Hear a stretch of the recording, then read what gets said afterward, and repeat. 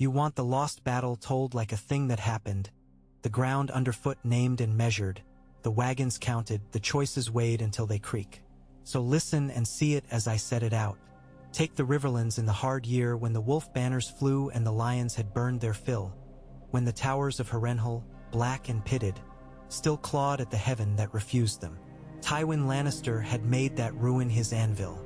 From there his banners went out to plunder, his letters went out to bind, and his gold went nowhere at all, because it was the gold that made others come to him.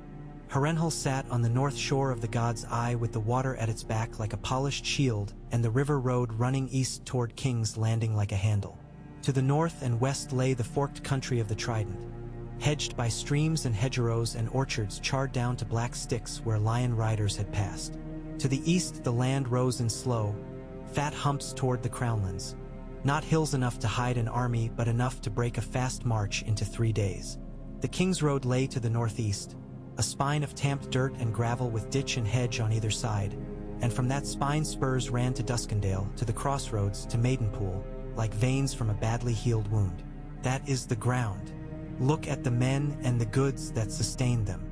Tywin's host, after the first round of battles and losses, still counted near 20,000 if every levy answered his summons and every light horse came in from foraging.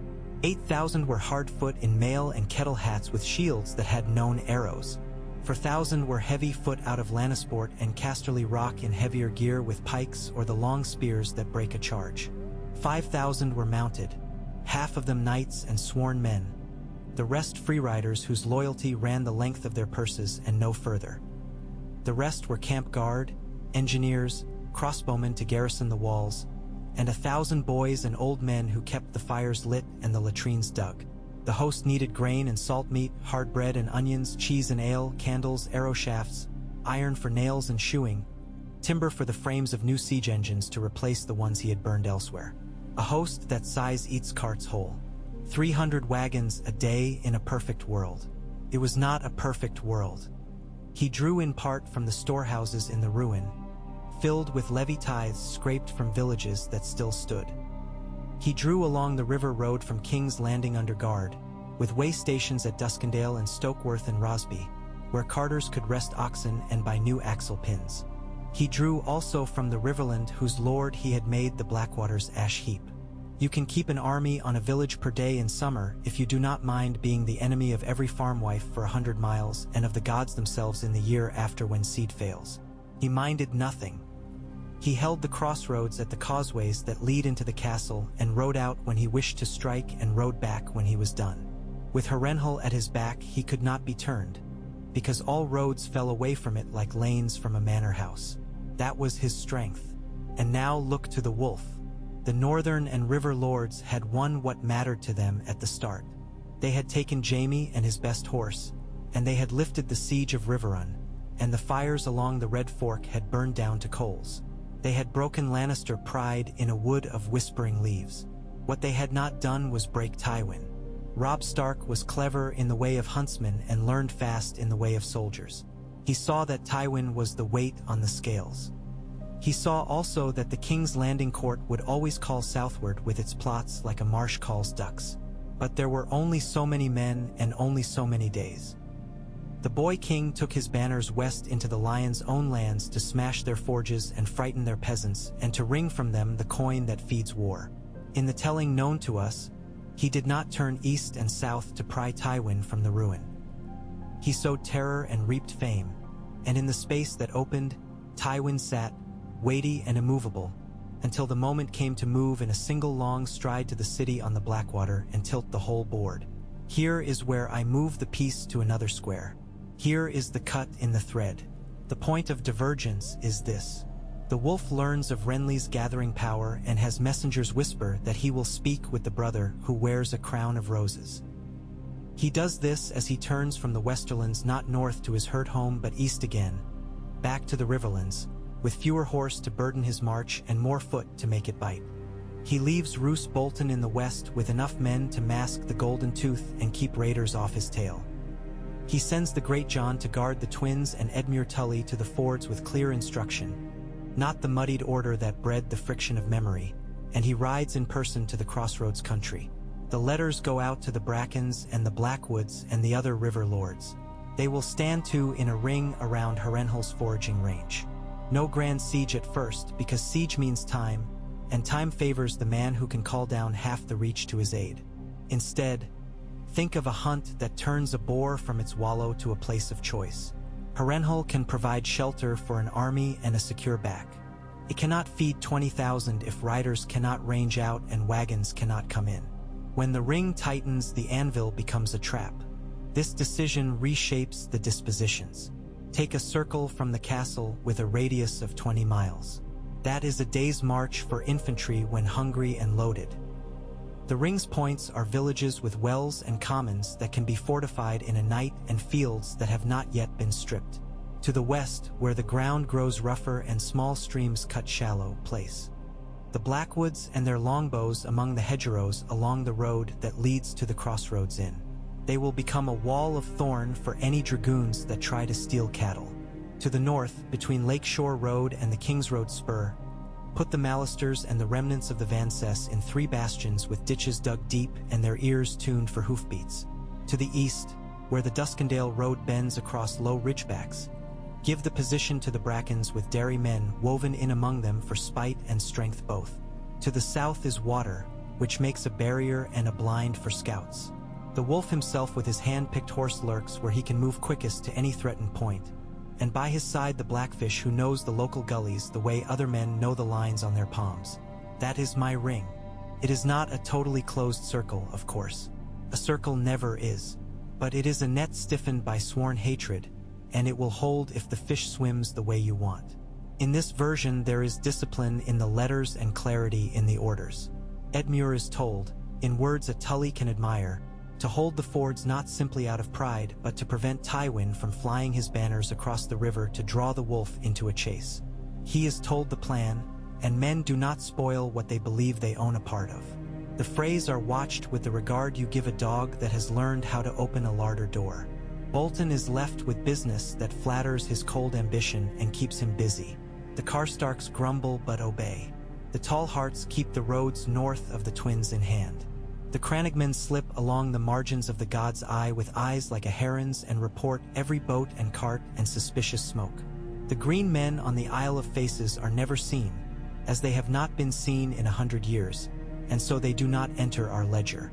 The weather is fair because it was fair then in truth, and roads harden well when the sun is kind. What does Tywin do when he feels the net tighten and finds his foragers cut down at the field's edge and his carts delayed for days and his fodder piles burning at the first stroke? He thinks. That is the first thing he always did. He thinks in terms of weight and counterweight. He can sit and await relief from the capital and the Reach if he can keep his men fed past the hungry time. He can sally and try to cut the ring and give himself room. He can break east and run for Duskendale and the shelter of the Crownland's lords, drawing the wolf after him into ground that favors a tight formation and steady supply. He can break north and try the King's Road, aiming to seize the crossroads and threaten the Freys into letting him pass the Twins. He can attempt to move by the lake with boats and rafts and hug the shoreline where a march column can be pushed along with oars. There is also the more poisonous choice, which is to sit tight and bribe. He has never been too proud to buy what he could not seize. The decision tree is a living thing, not wood. Start with the sit tight. If he sits, he must extend his search outward by night. That means sending freeriders in small groups to slip past the pickets and burn a sheepfold of the ring's supply rather than his own. It means sending money and letters both to Rosby and Stokeworth and Hayford so that a column of wagons can set off at staggered times under Riverland colors. It means ordering his captains to stop burning villages and start holding them, which in turn breeds a fight for each stout house on every byway. It means putting more men up on the cursed, hurt towers to watch for signal fires and ride to them. If he does this, the wolf must respond by tightening the inner ring, by riding at night himself, by keeping the blackfish on the road more than in his pavilion, by taking the hurt that comes from being the active arm. It is a choice that leads to a campaign of attrition along the ring. The cost is borne in men who bleed out in ditches where no song will find them. The advantage is time, and time is what Tywin wants when the larger board shows 2 southern kings moving. If he sallies, which is what his pride would prefer, he must select the point. To cut the ring, he will likely strike at the east or the northeast. The south is the water, and though you can land horse on flat shingle if you risk snapping legs, it is a fool's errand for Lannister destriers. The west is the wolf's own hunting ground with hedgerows and ditch and the longbow. The east lies toward Duskendale and the Crownlands, where a day's march gets you to friendly farmsteads and a second day puts the wolf behind you, obliged to protect lines back to the fords. The northeast is the spur to the King's Road, and thus both the Twins and King's Landing by different routes. A sally northeast seeks to break the net and then turn it into a dragline that pulls the wolf away from Harrenhal. A sally east aims to join with a relief that comes up from the city in return. If he breaks outright, abandoning Harrenhal as a shell, it is because the ring has grown teeth and has shut his foragers completely. That takes at least 10 days of pressure and maybe 2 weeks. In that time, word will have flown from scouts and spies to King's Landing that the lion is caged and bleeding. Stannis Baratheon watches the Blackwater and hears different council hour by hour depending on which Septon's incense is in the hall. Renly lives in this frame long enough for his green storm to matter, or dies and cedes his banners to the roses. Those larger events, which in the known telling drag Tywin to the city like an iron hook, now pull against a chain tied to the ruin's gate. The ring buys days. Days are enough to change outcomes even if they do not change hearts. Now watch it unfold. First, the ring proves itself with small work. A foraging party of 100 light horse ride out at dawn with sacks and a wagon or two.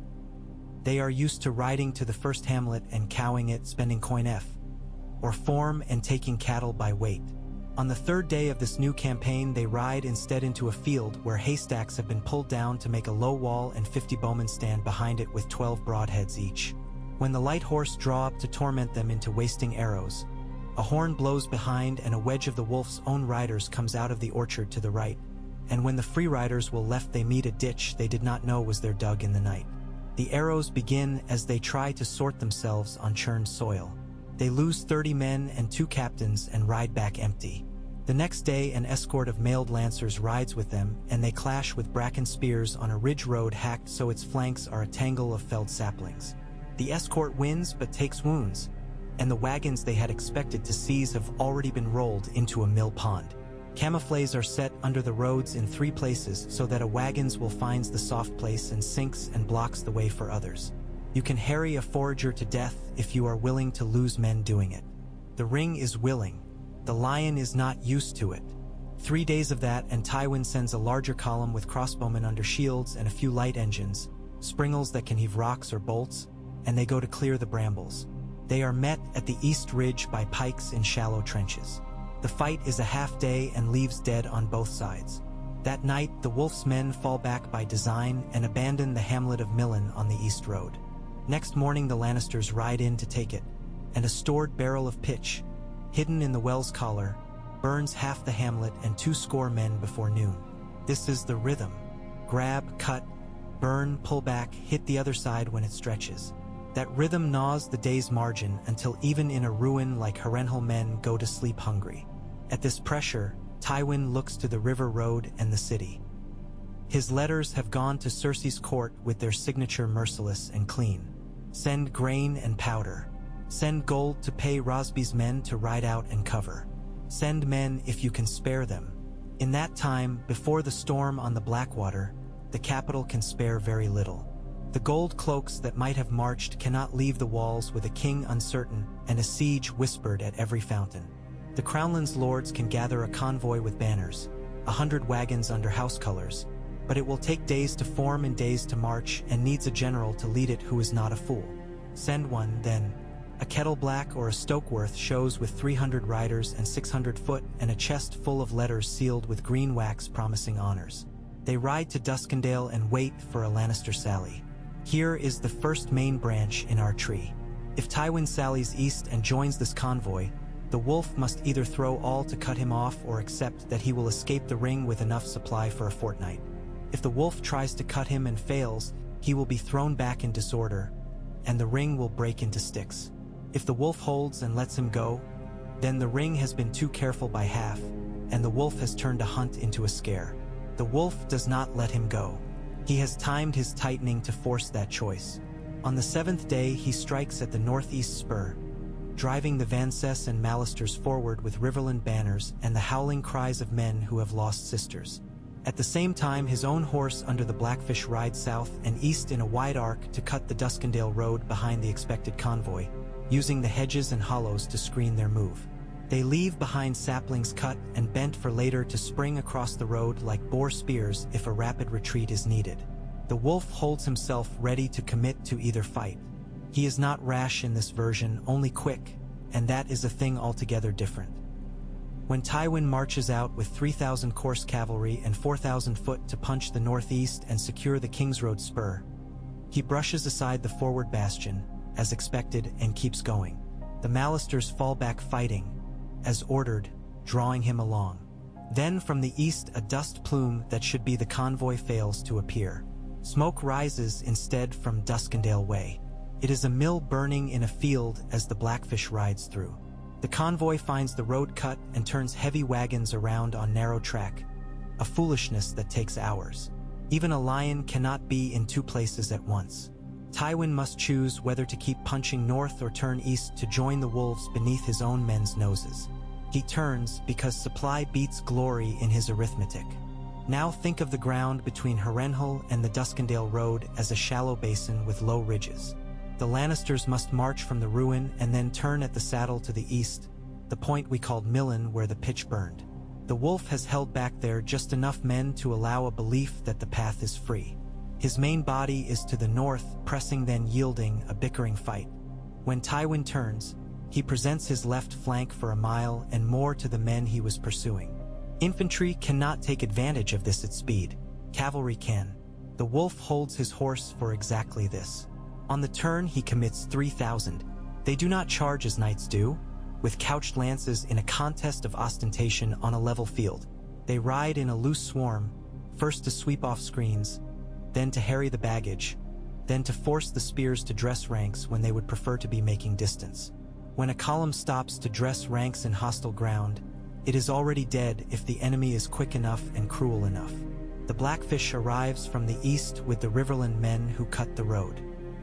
He does not attack the head of the column, which would be brave and stupid, but the point where the baggage and the foot interleave, where confusion can be made into something useful. This is the battle that is Los. T to the telling. It runs like a writhing snake over 2 miles of bad road and cultivated fields trampled to mud. On the lion side, the command is good.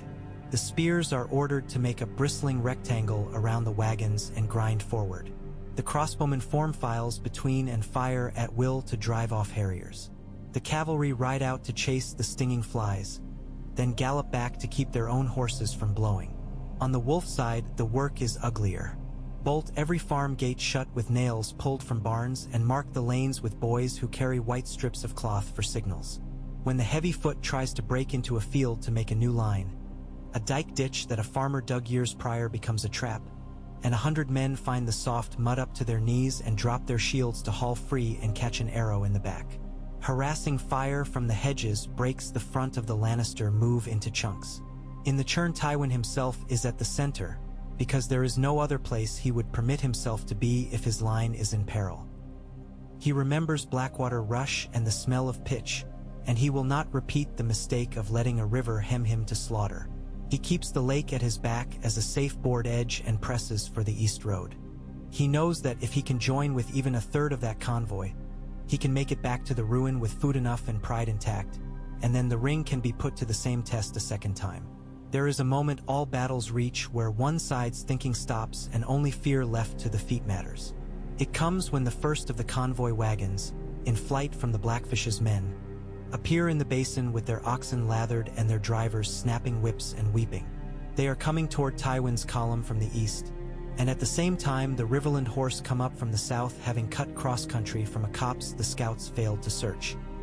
The two flows meet and make confusion that doubles, because men do not like to be pushed at, and those who are pushed push back if they can. The square around the baggage loses one corner when mules bolt, and the wolf's riders plunge into the gap and stab for the traces to spill loads. In that very moment, when Tywin must commit his guard to steady the square and writes a message for his vanguard, word comes that the northeast thrust has collapsed. that the Vances and Malisters have abandoned their last stone fence and are streaming away to the north as if beaten. If he believes it and drives his foot forward in pursuit, he opens a seam that cannot be repaired. If he holds and consolidates, he loses the chance to break free east and draws more harriers onto his back. He holds. It is the right choice militarily and the wrong one politically, which is to say exactly the kind of choice that preserves lives and costs thrones. He pulls in his foot, wheels his cavalry to make a half-moon screen, and orders his baggage abandoned if necessary to keep the men moving. Cooks, grooms, and farriers die by the ditch with knives in their hands while nobles ride over them to the semblance of order. The East Road is lost for today.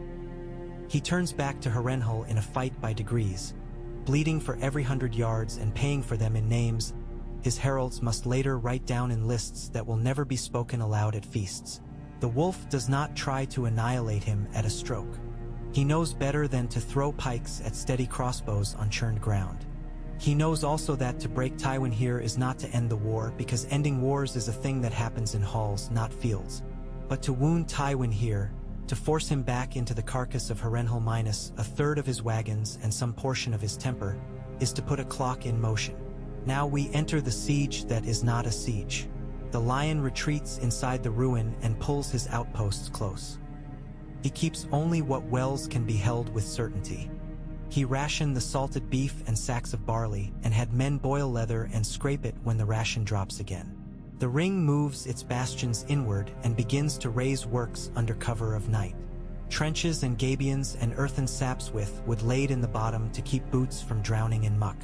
Small ballistae go up on carts so they can be drawn close to harass anyone who shows a head on the walls. Digging crews are rotated to keep men from dying of the shovel, which is a death that breaks armies more surely than the arrow does. The soil is clay and loam and ancient soot, and at a certain depth the old ash of Heron's pride makes men cough even in this late age. Ponies and oxen are kept back from the lake's swampy edges because one slip means a drowned beast and 100 weight of food lost. This is where supply tells. The wolf has lines back to the fords and to the crossroads where small traders bring in what the army cannot take by right. He has a levy of carts from the frays under guard and produces a WNSH in his council with everyone watching. He rides not only to keep pressure but to keep men honest. The lion by contrast eats into his store. He can fish his half-mile of lake if he wants to risk dozing men unstrung by cold sitting in skiffs under arrow range. He can keep fires low to conceal his want. He can try to tunnel out under the ring and make a sortie by night to slash wagons and spike engines. All those are poor choices, which does not mean he will not make them. In war you often choose the least ruinous misery. The campaign resolves into phases as all do. The first is the tightening, in which the ring constricts and the foraging fails. The second is the failed sally, which wins ground for hours and loses it by nightfall. The third is the inward impulse by the lion, a clenching of his fist around his own fear. The fourth is the rat war in the dark, where trench lines creep and counterworks spring up and small raids take on an importance out of proportion. The fifth is the decision by someone else not present. That is always so. No man ever truly wins alone. While this is happening, the South runs its own clocks. Renly either lives long enough to bring his laughing, shining host up the Rose Road and threaten the city from the south, which requires him to not take a blade in a green dawn tent, or he dies and the Tyrells calculate where their bread is buttered. Stannis gathers ships and men and builds his ladders and hears that Tywin is pinned in a black ruin and cannot come. He builds fire ships by the dozen, or he does not, depending on the ships he robs and the counsel he takes. In the known tale, Tywin marched to the city, linked with the Reach, and saved it with a hammer blow at dusk. In this telling, he cannot march. He is not defeated in open field but is entangled. He sends ravens. He promises coin beyond counting. He blames Edmure. He blames the Riverland mud. None of that feeds men or floats a cavalry column down the Blackwater. The king in the capital must look out from the Red Keep and see only ships on the river and bright banners on the South Road. He cannot see the lion roaring in a soot-stained courtyard by a well that is running low. There are winners and losers in this version, but not fast ones. The first winners are the small in the ring, village headmen who see their sheep taken at a price rather than at the sword. bowyers whose stockpiles are paid for, women who see their sons come home less often on a plank. The second winners are the Tullus, who regain ownership of their own river by seeing that their lord west of the fords is kept informed and included. The third winners are the Freys for a time, because their crossing becomes critical to the ring's supply. It buys them gentleness and good meat and flatteries that will make their heads light. The losers are the men in the ruin and the city that counts on them. Stannis wins if he takes the city while Tywin nails his banners above a ruined gate, which is not an honorable way to win and so suits him.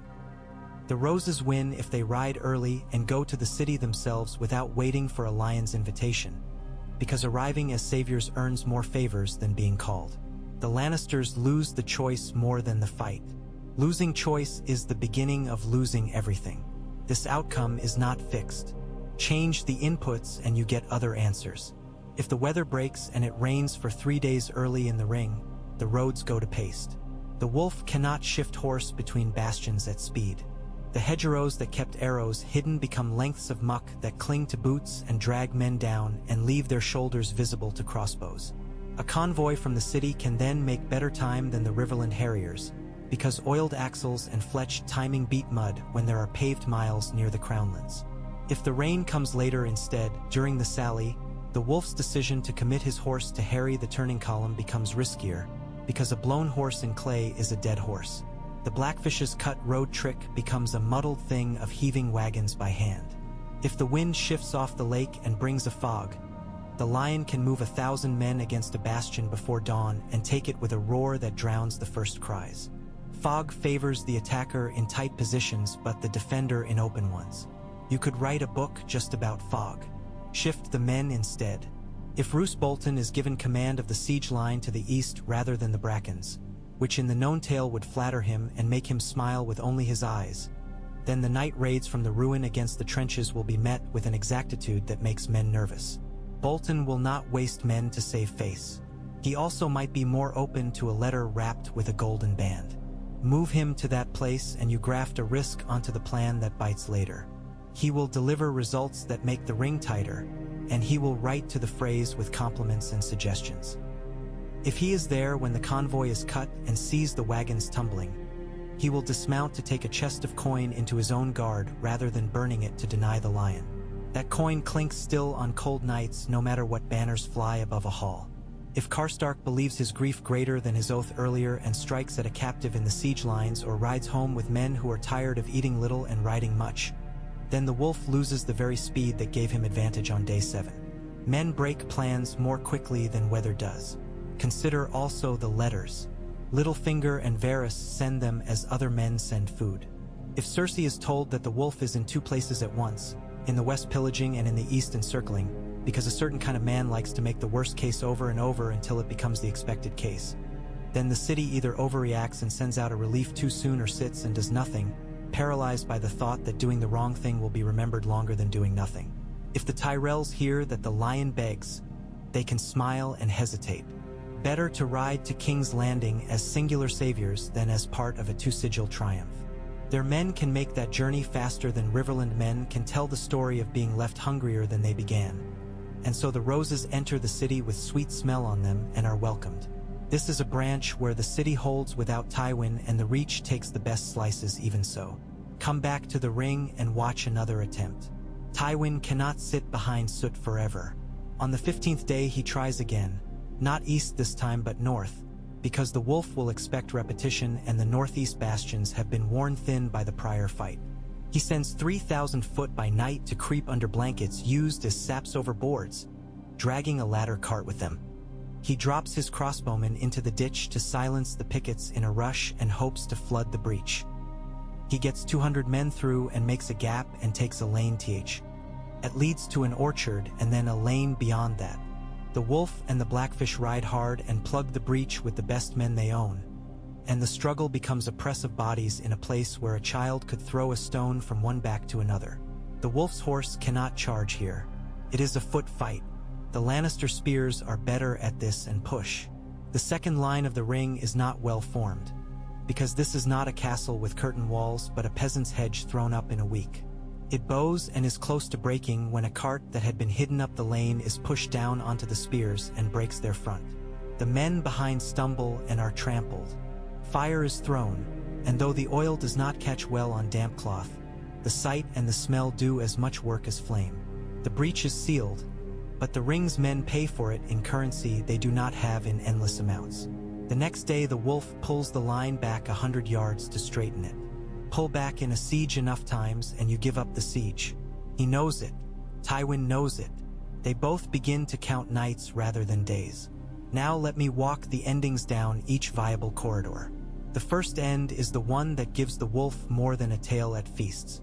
In this end, Stannis listens to Davos and avoids tricks he is too proud to credit as tricks. He hunts down wildfire rumors by cruelty and bribes alike and finds a solution that halves the explosion on the Blackwater. He strikes across the river with hard men and ladders and towers and takes the city in 3 days of ugliness. Tywin, still penned, must either make a third sally and break his ring at last to go to the city too late, or he must sit and write a letter that will be ignored by a new king who counts Lannisters as traitors. The wolf hears the news at a trench line and realizes he has moved pieces on the wrong board for the right reasons.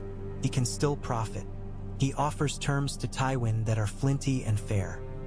Surrender the ruin and all levies within to their homes, yield your and your son's parole, and go back to Casterly Rock under guard. In return, your lands will not be salted and your people will not be raped.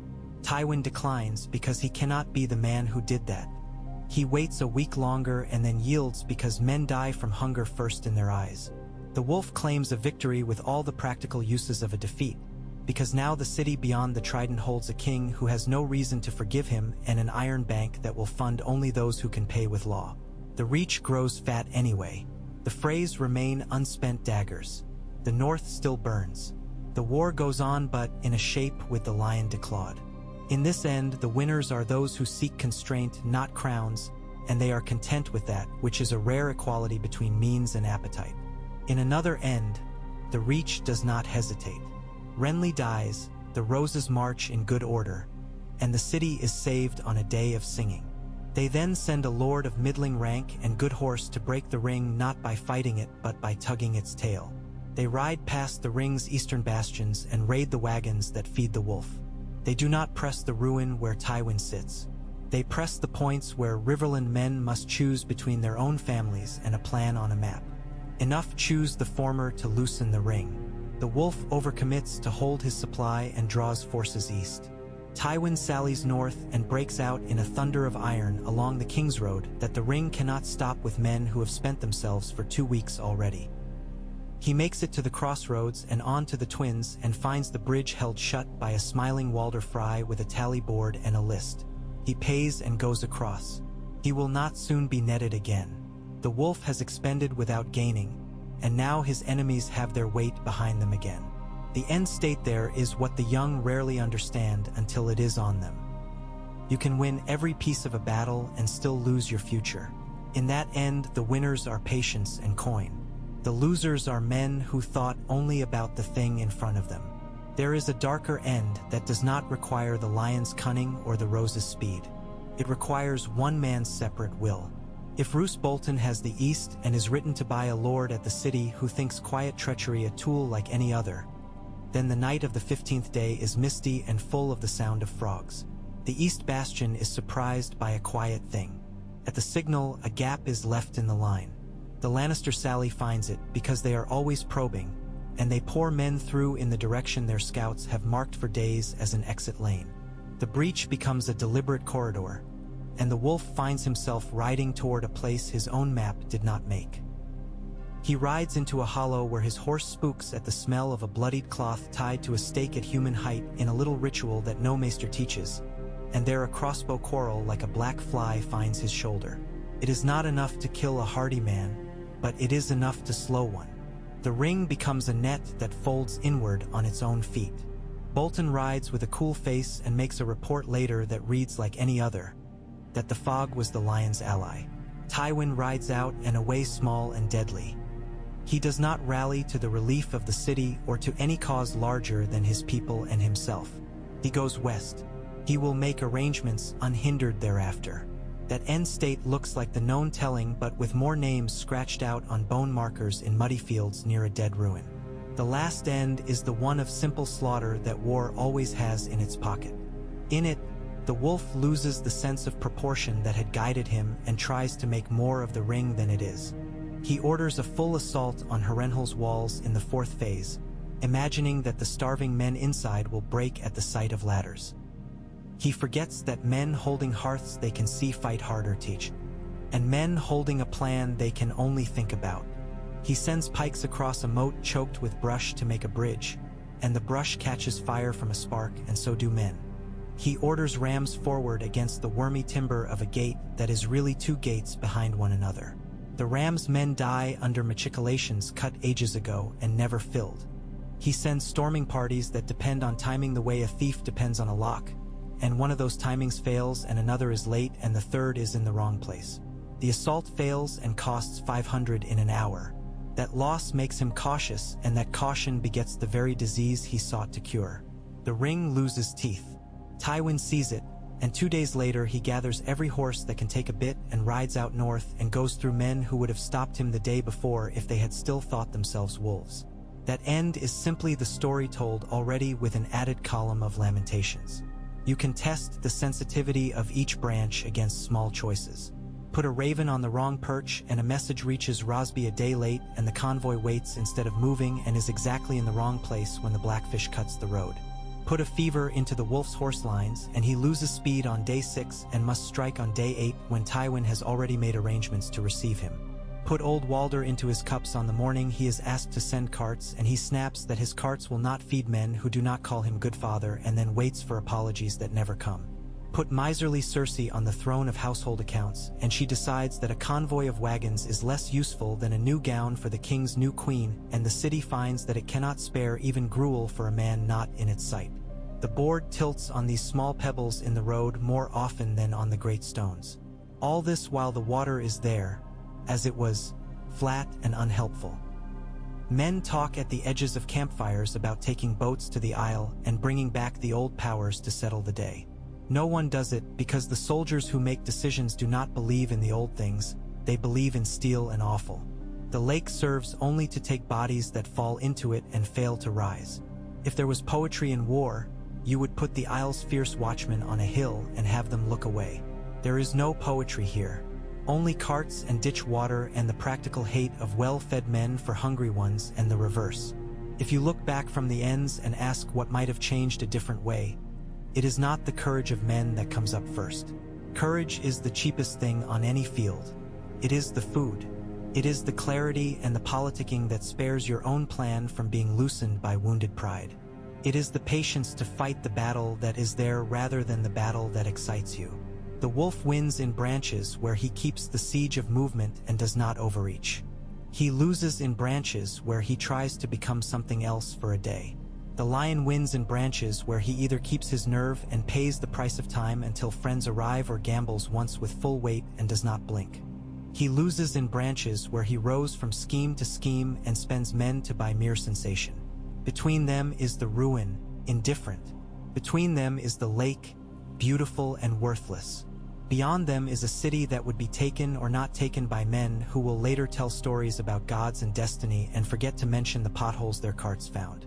When I reconstruct the lost Battle of Harrenhal, I do not imagine a sparkling set piece with cavalry banners wheeling and perfect rectangles of men, because that is not what this would have been.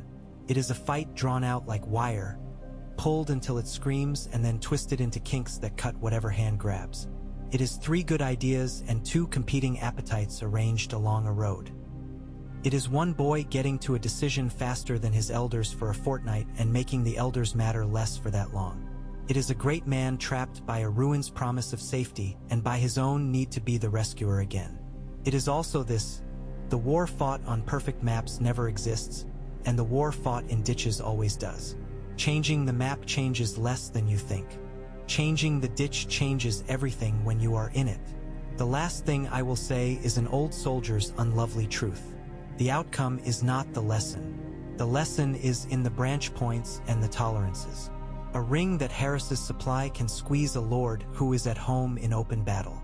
A ruin that promises a backstop can become a weight around your neck if you wear it too long. A city that looks across its river at doom can be saved without the man the songs decide did it. A house that thinks it knows how to count victories can discover that numbers are not the same as sums. The lost battle does not change the nature of the war so much as it exposes it. These people did not fight for glory but for ground and bread and the right to sleep under a ceiling they could trust. The wolf's best day is the one where he forces the lion to make a choice that feeds no one. The lion's best day is the one where he breaks out not to any fanfare but to a night of riding and a dawn of ugly math in a safer field. In some telling, a week of this ring could have made Stannis king and strung the Lannister lion up in a hall in Riverrun while men cheered. In another telling, 2 weeks of it could have led to a day outside the ruin when half the wolf's captains lay face down at the edge of a ditch and a horse with an arrow in its neck kicking in the mud until it did not. In yet another telling, the Reach would have carried the day in the city and then carried Tywin's favor away as one carries a chest with 2 men. All those ends have their own roads back through the choices which I have shown you in the dirt. The only one I cannot tell with any confidence is the one where nothing of this mattered and some other piece far away decided the game. That is because I am not a spymaster, and I count wagons better than whispers. So that is the lost battle under a fair sky with the ruin at the lake's edge. Inside the walls, men took their turns sucking marrow from bones and counted themselves lucky to stand for another hour. Outside the ring, men argued about whether to send Good Horse to fetch another cart because a man loves his horse more than any plan. In the city, bells rang for prayer and then for alarm. In the Reach, roses were cut and braided and tied to standards.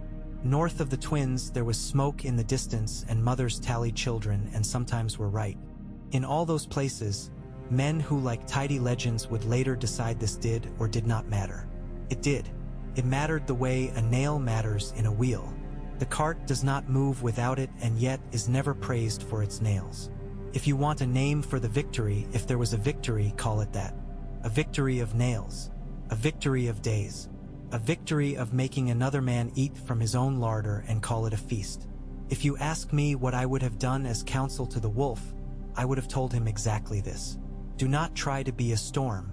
Be a season. Place your men where they eat and sleep well enough to keep their tempers, and make your enemy eat bad and sleep worse. Do not stand where his crossbows can pluck you by the sleeve. Do not let your pride push you up a burned wall. Keep the ring moving and the ditches deep. Count your wagons each dusk and lose your temper quietly if one is missing. Let him write letters until he bores himself. Let the city see the world without him and decide whether it prefers to be saved by red or by rose or by fire or by law.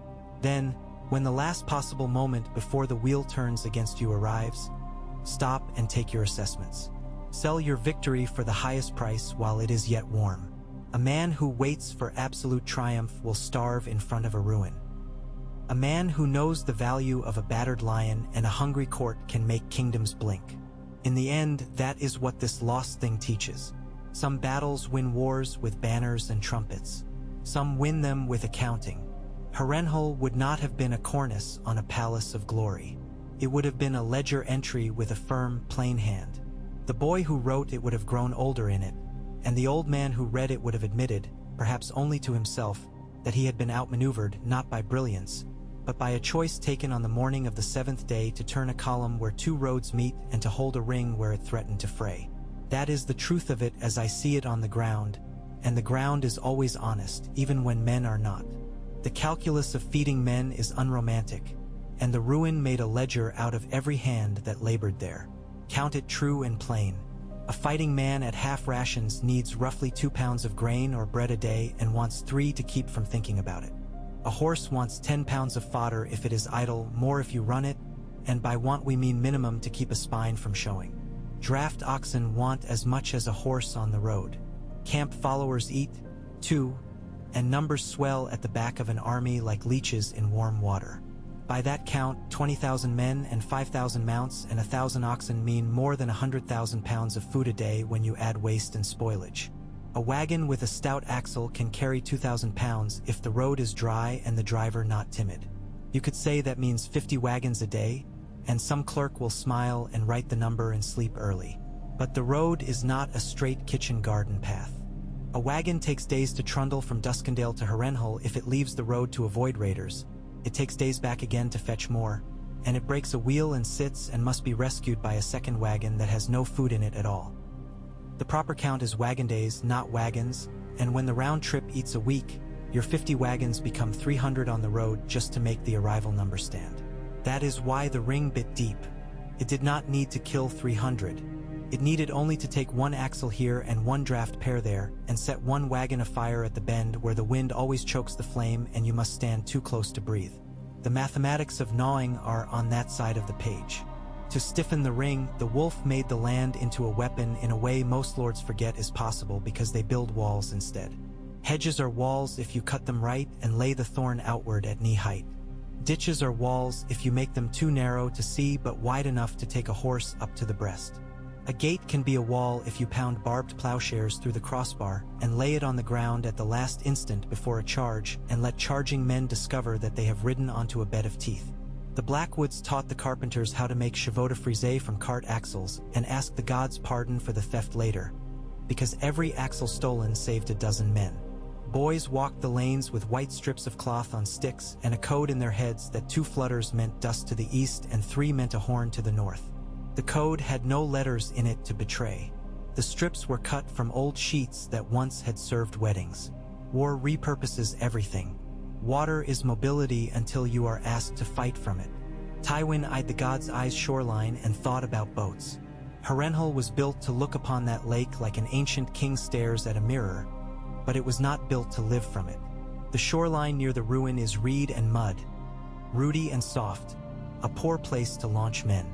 You can push a skiff with a pole there and bring in a half-dozen barrels of fish if you have hooks and rope and the wind is kind. You cannot embark 1,000 horse with harness and winches and hope to roll along the shore as if it were a road. Still, he tested that seam. He had carpenters strip barns and make rafts bound with rawhide thongs. He put men on them at night and tried to slip them along the margin where the reeds hide the splash. The ring answered with stakes hammered into the shallows and chevrons so that any raft trying to nose along would catch and turn, and then a cart-mounted scorpion pushed up behind shield boards could throw a bolt down to shatter planks and make a mess a man will try to swim from. A swimming man is a defeated man even if he reaches the bank. That test closed in 2 nights and cost more hope than men. Tywin did not try the shore again except to dump the dead. Night raids from the ruin found their balance in the weeks after the first sally. The Lion's officers ordered men to go find the ring's trenches and spike what engines were near enough to reach and set fire to gabions where brush would catch. The Wolf's officers ordered men to sit in listening holes cut into the trench sides with rags in their mouths to keep from coughing, and when they heard picks or boots, they rattled a string on a bell to raise the nearest picket without waking whole sectors. Raids went out under dark cloaks with ash on faces and came back fewer than they left with boots smeared with clay. The ring learned to walk the parapet backward with a man's cloak over shield and head so that the silhouette did not show a helm to the arrows. A lamp hung inside a tent could be pulled down over a wick with a string and leave no light to guide an archer. These are little practices, and they are the reason men live through sieges more often than the larger stories. The first week made a habit of itself. Day 1, foragers bruised at a hedge-protected field. Day 2, Escort and Springall claimed a hamlet and lost 2 captains to an old ditch. Day 3, the pitch in Millen's well-burned men who thought thirst the only danger. Day 4, a convoy left Duskendale and wagged toward its doom with good hearts and bad timing. Day 5, the Wolf's riders cut the east road behind them and then pulled back to avoid the formed blocks of Lannister Foot. Day 6, the northeast bastions were probed and a line gave with a plan behind the yielding. Day 7, Tywin turned and showed a flank and paid for the turn with baggage lost and men scattered and a hope diminished. That rhythm was repeated in miniature the next week with different actors at different hedges, as if a play had been set with 3 endings and each day chose which act mattered. When the Lion saw that he could not open the ring with 1 blow and could not be provisioned easily from the east, he tried the thing he always did when swords alone would not answer him. He tried to buy the problem. Gold went out in pouches with the ruin's own seal still on the cords. Letters went with it, promises more valuable than the gold to men who would live beyond this season. Stokeworth men took the purses with grateful nods and passed along useful gossip as they were ordered. They did not open the ring because they could not. A reeve in the Rosby lands took a purse and hid it under a hearthstone and was hanged by his own lord when the purse was found because the secret became an insult to pride. Derry men found a purse nailed to a waypost as a test and brought it into the lord's tent to laughter that had a bite to it.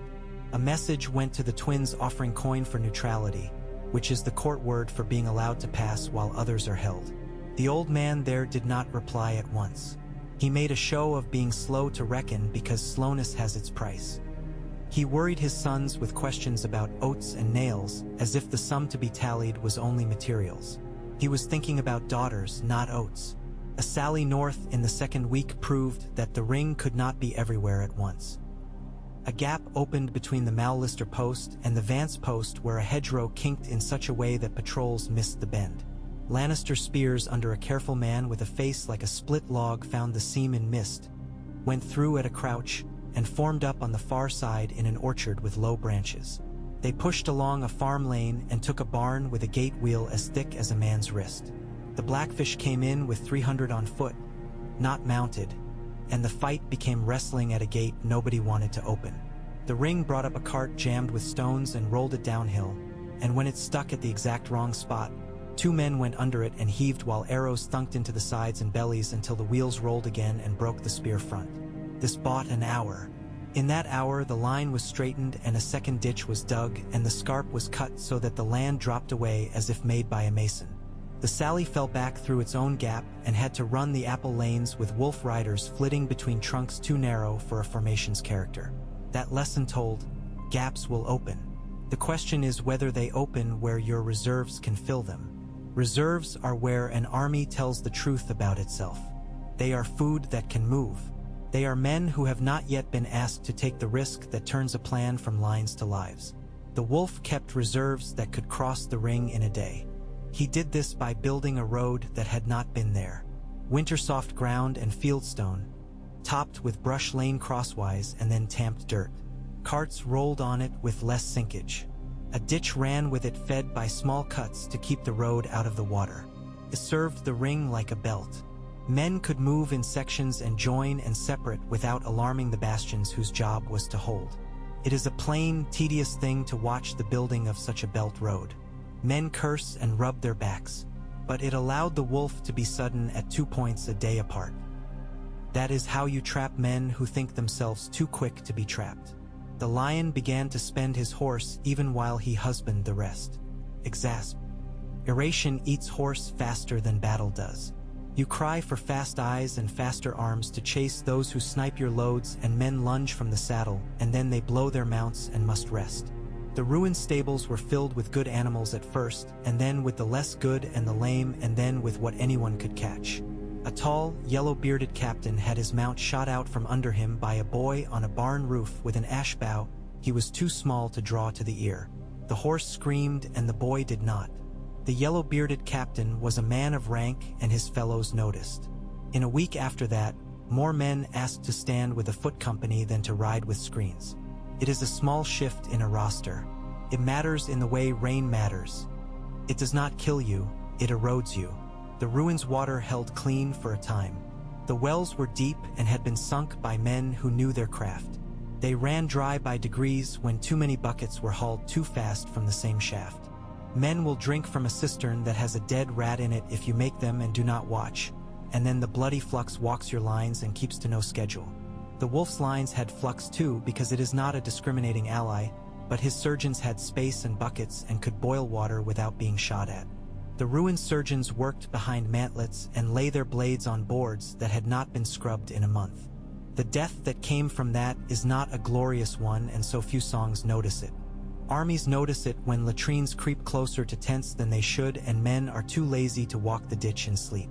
The wolf sent men with switches to whip backsides to the ditch. It is not a noble order. It is the difference between a camp and a plague pit. On the river, where wider lines were being drawn by men with softer hands and stronger perfumes, the clock was all contradiction. Messages that would have pulled time together frayed in flights. A raven to King's Landing bearing a clean, clipped command to send the convoy managed by a lord who could count came in late to the rookery because a goshawk seen in the treeline made the handler hesitate, and then the bird threw a feather and the handler sent a slower bird. The difference was a day. The convoy set out a day later than it might have, and that day planted smoke where the blackfish needed the mill to burn. The Tyrells had their own ravens with a note in a curl of green wax written in a hand that had made men forget their own names at feasts. That note said that if the city wished to be saved, it would be saved by those who wished it saved and not by those who wished to be thanked for saving it. That language is the language of politics. In practice, it meant that the Roses would not answer to a lion's cipher for movement if they could write their own. Those are the days that spooled on a rope between Harrenhal and the city.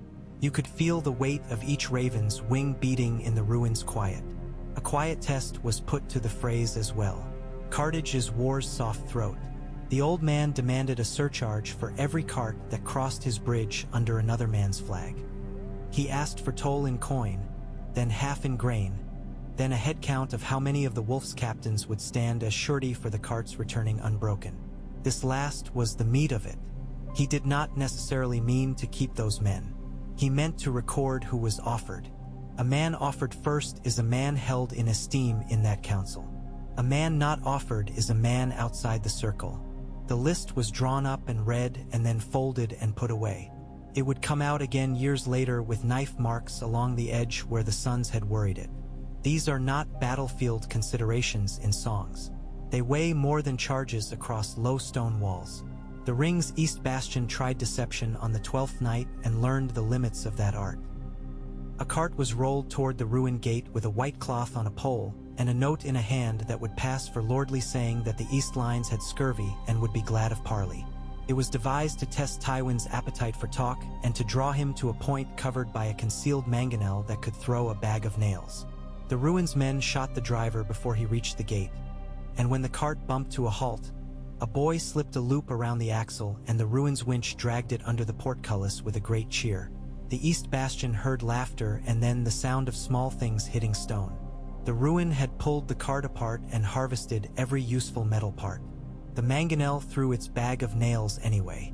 The bag burst on the stones and nails clattered like sleet. No test is exact. That night Tywin drank with his captains and did not talk of parley again. In the third week the wolf had to choose between cruelty and wisdom, which is a choice that repeats. Villages within the ring were owed protection by the letters that brought them into this plan. They were asked to keep back 6 months' grain in hidden caches and to bake hard biscuits from some to make a travel food for men in saddle. They were asked not to carry torches on lanes after dusk because it drew fireflies that looked like signal to the ruin. He ordered that a hamlet be cleared and burned when he found that its headman had a cousin in the lion's pay and had been cutting shallow ramps in the ditch at night for the sorties to use. He stood and watched the flames. That was not for effect. It was to teach himself not to use fire lightly. Still, the council around him brightened at the sight of a man who could be flint. Armies want cold men as much as they want warm food. The same day, a Bracken lad was flogged for stealing an onion. He bled on the ground and the blood looked ridiculous at the scale. It mattered in the way rules matter. Not much on a map. Everything on a morning when men would rather try the ditch than line up for bread. Tywin's best chance at breaking was the plan you would expect of him. If you have counted his habit of pairing one blunt move with one sleek lie. He sent a decoy convoy, all drums and flags, Lannisport colors on borrowed wagons, out of Duskendale on the main road at noon. He sent the real convoy 2 hours earlier down a farm track that villagers use for hay forks, with drivers instructed not to look back. The decoy was meant to give the ring's scouts the thing they were looking for. The real convoy had 800 men with it and 300 mules without bells. The wolf scouts saw both. The trick with intelligence is not to see but to decide which thing matters. The Blackfish rode to the hay fork lane with a fraction of what he would have liked because he had sent half his best to watch the flags. He came just as the real convoy drew abreast of a line of osiers and tried to slide behind it. He put his riders through the osiers as if he were combing hair. The mules bolted and tangled harness in a noise like many doors shutting. The drivers had been told not to look back. They looked back and so ran their wagons into one another and locked the pairings like pinned crabs. The Lannister foot formed a box with spears out and began to beat archers to the rear with the flats of their own swords. The Blackfish did not attack the box. He threw firepots over it like a child tossing stones at a turtle to make it draw in, and when the flames died and the turtle was still there, he counted and saw his own men were together and not scattered and pulled off. He did not feel the need to win on a road. That is why he was suited to this work. The decoy with the flags fought a sharp little battle on the main road and lost in the chatter that matters to heralds, not soldiers. The real convoy lost 20 wagons and arrived with 50. That fed the ruin for 4 days at half rations. At the end of those days, men started stupid fights at fire circles and broke knuckles. That is logistics taking flesh. You can map the second sally with boots. Put your foot down at the smoke-scarred well at Millen where the pitch burned and walk east 300 strides to where the road drops between low ridges like a shallow channel. That channel is the turn where Tywin bled the first week. Mark it with a row of flat stones. Now walk north along the ridge crest until you see the thorn hedge that looks darker than the rest because it was cut in winter and grew in spring and the new shoots are still thin. That is the Vance hedge. Walk another 100 steps and you will feel the ground stiffen under heel. That is old brick, buried. A manor stood there a century ago and was pulled down. The fill of its cellars makes water run differently in a storm, and men who know it will cut a shallow trench that will take your ankle when you step. That is where the second sally pushed and faltered. Not on a map. On a trench you could step across and not know why your life turned on it. The second sally showed the ruins' discipline at its best and its worst. Best, when a company commander under a red lion who had never lost a close fight in his life waited while his men took 3 volleys at 50 steps and did not break ranks to avenge their mates and instead lowered their spears and pushed as if they were one man with a single breath. Worst, when a junior knight saw a banner waver at a hedge and took his 10 and charged out of the line and made a hero's ragged path and left a hole long enough for 2 wolves to slip through and pop the pine wedges holding the fence in place, which opened it like unpacked crates and broke the angle that was keeping pressure off the box around the baggage. Discipline is geometry applied to blood. It is not taught by words. It is taught by a man watching the man next to him and deciding to match him. The choice that truly altered what came next did not involve steel. It involved ink. The wolf had right in his pocket when it came to the river lords. A Lannister host had burned and hanged and taken daughters as gifts and made fathers go unremarked in ditches. He could sign letters to them with the weight of that justice behind the seal. But his independence was a bargain struck quickly with men who wanted to go home with their heads high and their swords not in need of cleaning. It was not a structure for patient war with a South that kept producing kings. In this telling, he writes to the errands, and his language is different than the words he was counseled to send in the known course. He does not plead for a mother's kinship or a boy's honor. He writes as a man who holds the hinge. Harrenhal is the hinge. He writes to say, if we keep Tywin pinned and the city falls or is saved by others, the balance will tip, and your lords can ride down from the Vale not to rescue but to police and be thanked for your restraint that saved crops. It is cold logic. It lands better with Valley's men than any appeal to love. They answer with men too late to be banners on a field, but soon enough to make the ring's bastions sturdy for a 3rd week when tired men sometimes sleep in the ditch instead of on the firing step. That is the sort of reinforcement that means endurance, not glory. It arrived in time because a man who had counted mules was permitted to write letters. There is a point in any long fight when fear turns into superstition and then again into rage. In the ruin, this took the form of stories about the lake. Men said that the water took whoever lied about his share of the ration, and that the Isles trees had bent their heads toward the ring, not the ruin. They began to spit when they passed the shadow of a tower because spitting on your own ground makes it yours. The ring had its stories too. Men said that the ruined stones woke at night and rolled an inch farther toward the trenches when no one watched. A practical man would laugh at this and then stand a little farther from the parapet when he told men to stamp their feet to warm them in the fog because there is a first instinct to. It tells you when stone wants you. That was what the fog did. It makes men silly. Tywin chose that weather for his 3rd push not because he believed in spirits but because he understood men. The fog night was the closest the ruin came to breaking the ring by thought alone. Sappers had been working forward from the lion's side not to dig under walls. They had no wall worth the name to undermine, but to cut a low, roofed trench toward a stand of willow from which a rush could be made unseen for 30 strides. They used old doors to roof the cut and earth as a cushion, and were careful to scatter straw on the spoil so dew would not betray the line in morning as a darker thread. On the fog night, 200 men slipped down that cut with hoods up and came up under the willows and were in among the East Bastion's pickets before any bell was struck. They took the line second, and the third went to a runner who fell without a sound and did not carry word to the reserve. In another story, this is the start of a rout. In this one, a man who had trained his senses on nothing but the smell of wet flax for a season caught a whiff of oil on the fog and knew men were close. He was a weaver in peace. He shouted and pulled a rope, and a pot burst over the willow cut, and fire that should not have caught in such wet took the men in cloaks and made them look like lanterns walking the ground. None of this is heroic. It is what study buys you in a war, a life for each sense you hone. Roose Bolton did not betray anyone that night. He did not need to. The fog made the bastion's right flank lazy, and in that laziness 24 men were cut off and taken with hands up, and they were led back and questioned and roughed and offered meat and told that their lord had said a thing about their wives they did not like, and 2 of them told the captains later where the listening posts were and where a sap led for the next raid. That was enough damage for a man of his temperament to admire the fog. He remarked to his lieutenant that fog was worth a company of horse if you learned to ride it. The lieutenant did not reply and did not forget the tone. The tone matters more than the words.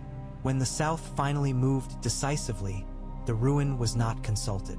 The city saw ships and fireships and men with a claim that had to be counted even if you wanted to throw it in the river. The Reach saw a throne that could be either partner, buyer, or prize depending on the day's favor. The bells rang. The Riverlands saw only the same pale sky and the promise of rain that would turn every trench into a broth of worm and water. Stannis made his bridge and crossed and bled, and in the branch where he won, he took the throne with a pragmatist's hunger for order and sent letters north that promised justice and demanded knees. In the branch where he lost, the Roses took the city in a weather of perfume and steel and offered to share with the Lions because that was cheaper than poisoning every cup and starting over. In either case, Tywin at Harrenhal lost his claim to being the savior of the day. You could see that realization hit him in small posture changes. He stood more square and listened longer.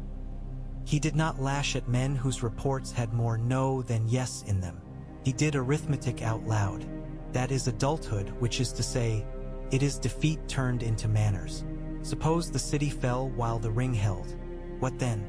Tywin is too hard to feed to be marched south in chains without making the chain the only thing anyone sees. The wolf offers him parole to the west with terms that make Riverland sense and northern sense both. Give up all Riverland claims, send hostages of proper dignity, ride under a bond to engage only the Ironborn until the north is free of raiders, on your oath by your house gods and by your father's ghost.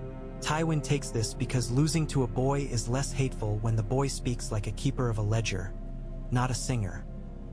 He returns west with fewer men than pride and sits at a long table with a map where he can win by moving other pens, not his.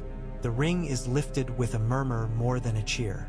Men who have stood in ditch water for weeks do not cheer easily. Then the focus swings north because it must. A castle on a lake that has starved is a story. A smoked fort at Moat Cailin is a problem. The Ironborn do not fight for songs or ledgers.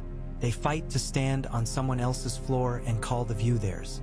That war is not Harrenhal's war. It is about boats and mud and fevers that chew joints. Still, the ring had taught the wolf that patience and pressure beat drama.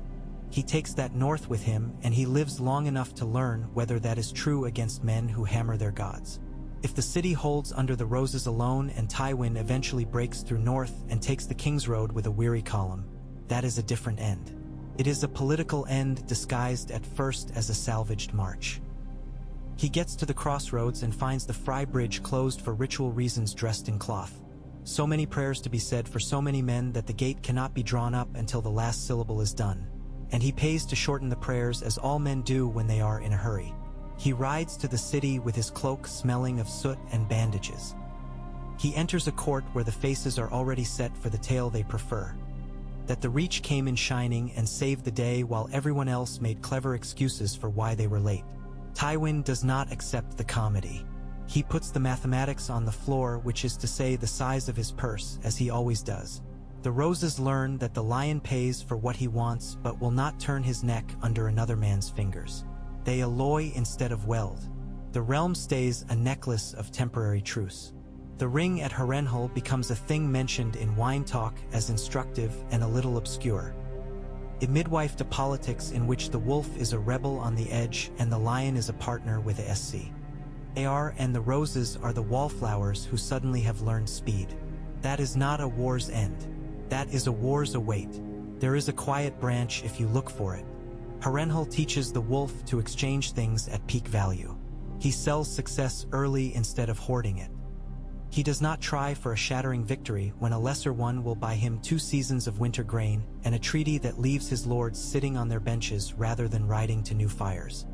He writes to Stannis or to the Roses, "It does not matter in this branch which sits the throne, that the North will be the North, that he will send the South wood and fur and uninterested peace if they will send him iron and ignore his absence when they pray with crowns on. That requires no miracles. It requires only men who prefer certainty to story. Those men do exist. They are not often kings. If a king tries to be one, he does not stay a king. So the quiet branch depends less on a throne and more on a winter that scares sensible men. If winter breaks early, the quiet holds. If winter takes longer to sharpen and lords get bored and hawk their hawks and ask their 2 clever sons why no one is riding the quiet phrase, and someone makes a raid and someone else pretends surprise and assembles guests and leftovers and calls it a host, and then all the old invitations go out again to the same stories wearing new hats. There was also the attempt to steal a decision by water in another way. The ruin had boats, yes, and the lake was too slow for marching, yes, but a light craft can carry a dozen men with poles faster than a column can dress ranks. A small, hard captain took 40 across at night using flat punts like trays. He meant to slip under the ring and make a quarrel where no one expected to see a lion. The crannogmen saw his men when they stepped in the shallows because their feet made a very particular pattern of wave that only men who have lived in reeds think about. They watched him land and made no sound and then cut the punts loose so the way back floated along the shore instead of waiting. The captain raided a supply pen and stole hard biscuit and a wheel of cheese and killed 2 sleeping guards with silent knives. He came back to the bank to find no boats. He took his 40 along the shore with reeds at knee height and ran into a throat of stakes. 10 made it back to the ruin after daybreak by coming through the ring at a sprint and paying for it with arrow wounds. The captain was among them and he never asked for boats again. That is not because he did not have courage. It is because he learned to draw a line under an account. You can take bravery on credit. Charge is high. 2 of the wolf's choices have more weight than the others in how the rest of the war tilts, and both have to do with men he could not completely keep. The first is how he handles Karstark. In the known story, a spark fell in a dry thatch and burned a roof no one could replace because the wood was already spoken for. In this telling, he snuffs the spark. He sits hard on the grief that is as hot as melted glass and refuses to let it pour into a shape that will cut the holder. He throws Karstark in a tent and leaves him there with a speechless, broken man for a day and a night, and then 2 guards walk that tent like ring poles. He agrees to a punishment that satisfies the rule without setting off a wire that leads to a cliff. He keeps the Karstark numbers in the ring for the last week when the men who know how to hold a line with fewer in the ranks count for more than 2 bundles of green stick men. The second is how he husband Bolton. In this telling, he flatters Bolton and does not give him too many chances to be his own kind of clever. He keeps him in roles where precision is called prudence by others, and there is no glory at the end of the neat work. He does not allow him to make friends with Walder Frey's sons. He does not allow him to eat in private too often. When a man like that must be given work, make it the kind that improves the ring without giving him right of way to the gate. The aftershocks to the west are exact. With Tywin pinned or paroled, a host must still ride in the Golden Tooth and on the Harrenhal fields to keep men from whispering that lions are house cats now. If Tywin is paroled under oath to fight only Ironborn, he makes a tidy war out of a dirty one by doing what he always does, calculating what kills an enemy's appetite. He burns longboats up creeks and hammers pegs into channels on a falling tide so ships ground and can be taken at leisure. He pays the right drowned men to preach that their God is tired of the old way this year because famine is the God that beats all others. That frees the North piece by piece from a war it cannot handle with horse and plate. It also gives Tywin a tale to tell at tables where he needs to be tall again. The wolf has to decide if he can live with a lion who cleans his shore for him. In this telling he does, because the ring taught him that enemies who eat your enemies are cheapest friends if you give them no place to sit. It is easy to lose the men in an account like this. Numbers become an argument, and the faces that make numbers drain away. Draw one back to stand before you. A boy from a hamlet inland of the river has been taking buckets to a trench for 3 weeks. His hands are cracked and he has a rash on his inner arms from the cord that rubs while he pulls. He has seen one fight from a hedge where his eyes watered from smoke, and he has never been a mile from water in his life. He hears the charge on the 7th day because you always can hear a charge, even if you are deaf to other things. It has a thickness to it like a swarm. He ducks without thinking and the earth hums over his head, and then he hears time again, one moment at a time. Years after, when he is someone's father, he will still duck when a cart runs over a ridge and its axles thrum. That boy is the war. He is not going to on any map. He will decide to walk east and watch the convoy and not the flags because someone around him said something that made sense. He will be in the place where a wheel bites into a softer patch of road dirt and locks with another wheel. He will be the weight that makes that wagon tilt so the mule slides in panic and the broad back shows white and then red. That is a contribution. Wars are many such little waitings. Compare that to a captain in the ruin with a better cloak and a clean blade. He will be asked to decide when to sally and when to sit. He will do the thing that looks like courage, because a man who carries a standard will always prefer to be seen moving. That is not shame. It is a way of having your life mean something to your own eyes. He will sally on a day when fog holds low and the field lies like a map of coal with white washed over, and he will get 20 men through a place that never should have been there, and he will be forced to choose whether to push into the dark or pull back because fire has been thrown where fire should not live.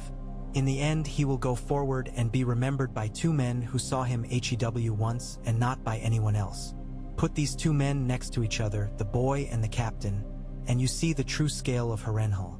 One brings a bucket for 3 weeks. One swings for a minute. The bucket wins. There is a whisper born at this ring that carries north like frost on a window. It sounds like this: do not exchange lives for hours. Exchange hours for lives. On the ground this turns into orders about trench depth and cart axles and whose turn it is to watch the east lane. At the scale of realms it becomes a policy. The North that learns this writes letters like contracts. It does not seek scenes where men shout in halls. It seeks steady levers. An independence bought that way is ugly and durable.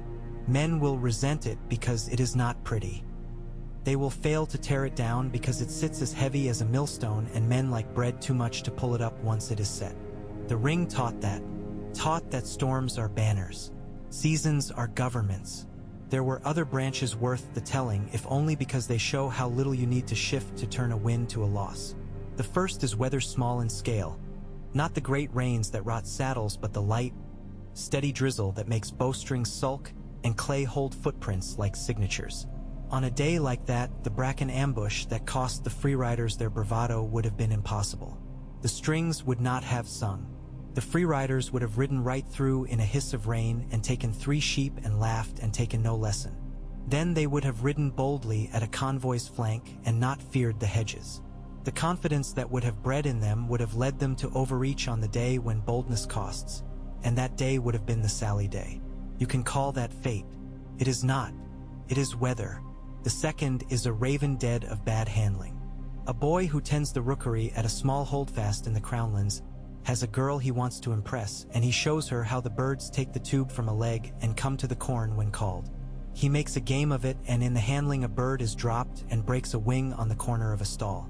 That bird was to carry a message that said, "Wait a day," to the convoy general. Another bird carried a message that said only, "Come now." The convoy moved because that was its last order. It met the blackfish at the bad lane instead of a clean one. The dead wing is the hinge. war is full of such hinge-pins that were not driven in all the way. The circles that spin out from Harrenhal touch men who never saw the lake. A reach lord who made his name on a tourney lists pens a letter that offers to marry a daughter to a river lord little thought of, because the ring had turned him into someone worth having. A sell sale in the Stepstones hears that the city will pay or not pay depending on whose banners wave and decides to hover instead of commit. That ship's absence on the day of the Blackwater is one fewer fire in the river, and the drift of burning boats is slower by the margin of one bow or a Vale knight with a conscience gets permission to ride with a handful to the riverlands to observe and returns with a habit of counting sacks before counting spears. And years later, when a slower war comes, he becomes the kind of lord who wins it. These are investments invisibly written at a ramshackle trench line with gabions stuffed full of pebbles. There were, if you look closely, moments when the ruins trapped men tried to make a culture appropriate to that trap. They invented extra rations for dull work well done, which is to say they bribed men to clean latrines and to carry bodies to the lake at night without complaint. They set up a competition for the neatest bedroll and gave the winners a cup of small ale, which disgusted a noble and delighted a sergeant. They made a rule that the first man to a fire ate last because men were shoving each other to get near heat, and a man who fights at a fire is a man who will break later, and you could break that in practice before it broke you in battle. They made a sign for poison that was a finger drawn across the lips and a spitting. They hung that sign over a barrel when windfall apples that had spoiled were dumped in with the good. They were not fools led to slaughter. They were adults in a bad room inventing rules. Tywin encouraged that even while he planned to break out, because order is his first wife. He understood you cannot command men who think the world is random. On the wolf side, analogous inventions sprang up. Men wore a stripe of cloth tied around one elbow so that in the fog their own lads would not fall on them, and the stripe was changed by a clerk at dusk each day so that anyone who fell out could not rejoin by guessing. They rotated guards not by hourglass but by a song's length on that every boy in the Riverlands knew and any northerner could learn. Sing it twice and nudge your mate and go get hot water. They put a man with a ledger at each bastion who had no command and no honor, only a list of who took bread each morning and who did not, because a man who has missed too many mornings will fall asleep at an impossible time and become a hole in a line the instant you lean on him. The ledger keepers were mocked, as such men are. They outlived many of the men who mocked them. If you want to see the core of the operational art here without pulling it apart like an old loom, look at the three seams that had to be kept under constant worry. The east road to Duskendale, the northeast spur to the King's Road, and the ruins Lakeside Gate. Each was tested in turn and each answered differently. The east road was a convoy battle fought with fences and fire and turned by timing more than courage. The northeast spur was a half-field, half-village fight decided by whether the line could bend and still stay a line. The Lakeside Gate was a raid war of hearing and fog. The ring kept the pressure switching so that no seam could scab over into habit. Tywin understood that and would have done the same. He was strapped as surely by his own need to be the rescuer in the south as by the wolf stakes and ditches. That is the irony of men who have always been their house's answer. They become their house's habit. Habits can be turned against you by anyone with a clock and the will to be boring. In time, the ruins men ate their horses. It began with a broken ankle that could not be set and moved into a policy by a slide no one would have guessed could be taken so calmly. The first horse butchered tasted like sadness and someone's childhood, and the last tasted like salt and nothing. That is the moment when discipline can die. Tywin took a horse for himself and rode it around the yard, and then led it back to the stable and stroked its neck in view of the men and walked away. That was not a cruel performance. It was an argument. That some things would be held back until it was impossible to hold them back, and that when they went it would be everywhere, not stolen in shadows. He ate gruel that night with the men, and someone wrote it down because men always do when the powerful eat gruel. He did not eat gruel the next night because there was a council and lords were present, and it is a long war that lets you be a symbol twice. Symbols burn fast. In the very end, the ruin did not fall to assault. It fell to exhaustion and to a truth. The truth was this: the point of forces is to create choices for yourself and remove them from the other man. The ring at its best removed choices. The ruin at its best tried to invent new ones. When the city answered its own question without the ruin's best choice evaporated. There was no glory to be gotten by breaking the ring, as there would have been a fortnight before. There was only a long walk along the King's Road back to a lesser role. That disenthralling, seeing that you are no longer the main actor, does strange things to men accustomed to being necessary. Tywin endured it and shifted trades from battles to balances. That is why his house lives in more of these branches than it dies in. The boy learned it too in a different key. He learned that there are days when your brilliance is a liability and a season when your boredom with doing the right, tedious thing will kill you faster than any blade. You can sit by the god's eyes shore long after and still see where the trenches sank. A line of slightly darker grass runs on a curve, and there is one place where wild garlic grows thicker than elsewhere because a cook dumped a pot there in a hurry and it fattened the soil. A man with no use for war would say it was only a hedge and a bank, but if he had war in him, he would say you could lay out a smaller ring there today if you had to. The ruin has new roofs in some tellings. In others it stands as it stood, a warning about building big against gods without asking farmers their opinion of the soil. In none of the tellings does the lake move faster. If you are asking, though you have not asked me in so many words, whether this changed outcomes, the answer is plain. It changes which men think themselves inevitable. If Tywin is held through the city's crisis, he is not the savior of the capital. That means fewer songs and fewer unquestioned orders years later. It means his house must share more, and more openly, with any ally it takes. It means the Roses are not a junior partner with a taste for sugar but an equal with a taste for meat. It means the North has purchased enough time to write its contracts with quills instead of spears. It means the Riverlands learn a habit they can use even after the boy who taught it them is gone. They learn to fight by legalities and ditches and the protection of carts more than by believing that gallant men do the work of gods. It means, in the most tangible way, that a convoy day is remembered longer than a single brave strike, because men ate from that day. There is a sour truth at the bottom of this that experts in maps all know and some admit. A battle is less a contest of courage than it is a test of how much tedium a man can coerce other men into enduring in a pattern he has decided upon. The wolf coerced his men into building and holding a pattern made of ditches, belts of road, and small, mean fights that felt like justice and smelled like onions. The lion coerced his men into staying alive while their stomachs went flat and their sense of personal honor was asked to be utilitarian. Both are coercions. One makes more food than the other. One makes more enemies than the other. The ring made food and enemies in the proper proportions for a fortnight. After that, larger economics flooded the board. That does not make the ring less. It makes it honest. If there is a last thing that needs saying as plainly as wagons need axles, it is this. Harrenhal, reconstructed in this way, is not a bright star moved on a chart. It is a gravitational well. It draws time toward itself so that other orbs swing differently. A city falls that might have held, or holds that might have fallen. A rose blooms in a room where a lion thought he would put his paw first. A riverlord finds that standing on a trench and reading a ration ledger is the moment his grandchildren will speak of, because from that line they kept a right that had not been theirs in 300 years. A northern king learns he is not only a sword point but a man of winter stores, and that this makes him a better king. The ruin itself remains a ruin. Its lessons are its most durable thing. So see the circle from above now, small and tight about the soot-black bones. See the thin road ring like a belt and the ditch like a bruise. See the three seams. East to Duskendale with its wagons, northeast to the King's Road with its hedges and hedgerow men, south to the water where fog comes like a thief stealing your face. See the lion's hand pressing at each in turn and withdrawing as if from a hot plate. See the boy's hand laying small weight on the plate at different hours.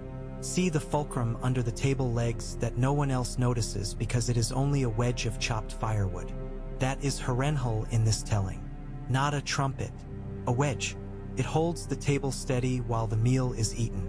It will be kicked aside without thanks when the eating is done. Without it, though, the platters slide and a feast becomes a farce, and people starve with full kitchens.